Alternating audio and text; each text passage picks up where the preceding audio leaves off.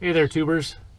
Today's video is going to be on the DPF or Diesel Particulate Filter on the Daytong Tier 4 engine that's in the Bobcat tractor. The filter itself is this cylindrical piece here, and what it does is it filters soot out of the exhaust.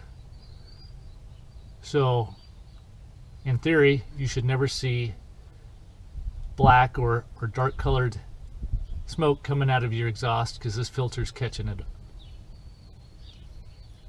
And the reason I decided to do this video is because yesterday I got my first active regen on this engine, and it happened right at 40.0 hours. So I'm not sure whether that's a coincidence or whether that's a pre-programmed setting in the computer.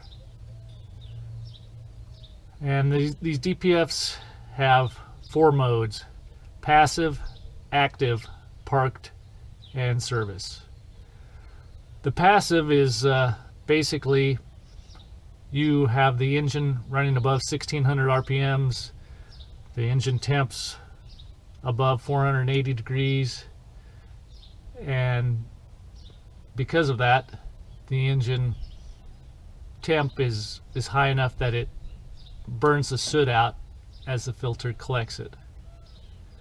So if you're working the tractor, it should always be doing a passive regen. If you start and stop the tractor a lot or run at low RPMs, low temperatures, what will happen is eventually that filter will get plugged, and when it's between 80 and 100% plugged, then the computer will tell it to do an active regen.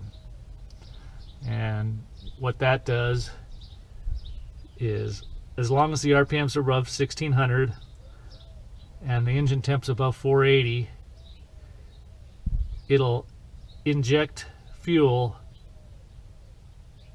into this filter to burn it out. And it typically takes about 20 minutes, which it did take exactly 20 minutes on mine. And it should burn it out, and you're good to go for another 40 or so hours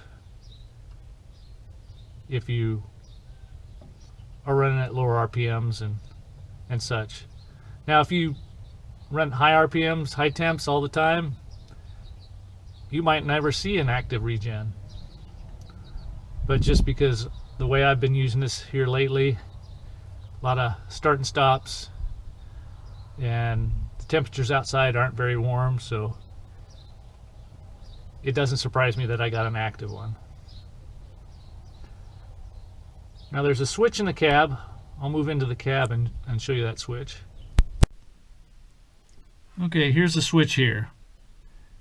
It's a 2-position switch. You can push it up, hold it for 2 seconds, that'll start a regen.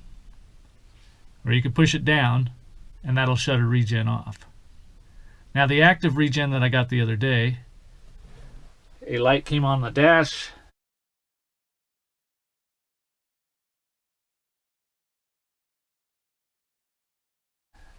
telling me it was initiated. And at that point I could have decided, no, I don't want it to regen right now. I don't know why a person would choose that, but you can. And so I could have come over here and shut it off. With the active regen, the soot level in the filter is 80 to 100%. Now the filter can go up to 200% before it starts damaging stuff. So I could have shut that off, and you could do it once or twice, maybe 3 times, before it starts derating the engine and causing some issues for you. So if I had shut it off, the next light that would come on would be a flashing light.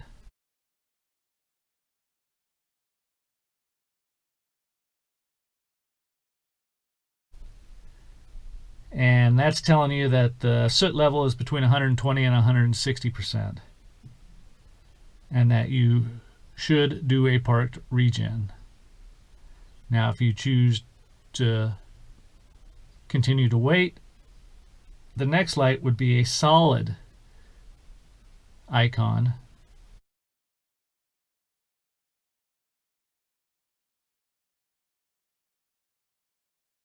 Telling you that it's between 160 and 200%, at which point it starts to derate the engine below 2,000 RPMs, and parked regen is mandatory. So if you have to do a parked regen, my advice is to keep the machine away from anything flammable, tall grass, gas cans, whatever, because when it does go through the regen process, the engine and the exhaust do get hot. So on the parked regen, you bring the tractor to a spot that you deem is safe, put the parking brake on, and put it at idle for 3 to 4 minutes. Once the engine temps hit around 280 degrees, the regen light will come on and it'll start the process. But it'll only start that process if you come over here and push this switch up and hold it for 2 seconds. Once that process starts, it'll take 30 to 40 minutes to go through the whole thing, and it varies the engine RPMs throughout it. And one thing to double check is, if you are going to do a parked regen, just make sure that you've got enough fuel for 30 to 40 minutes of higher RPM engine work. Because the last thing you want to do is start a regen and either have to stop it because of low fuel or actually run out of fuel. At which case, it'd probably bring it to the 4th mode, which is the service mode.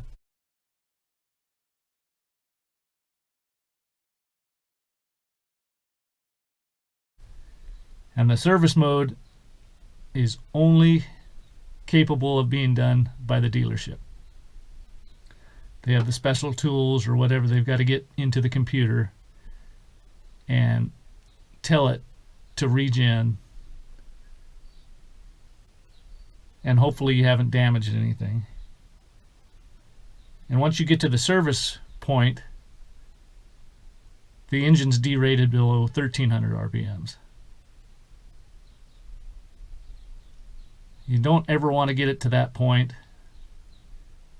because at that point you're starting to do harm to the engine itself.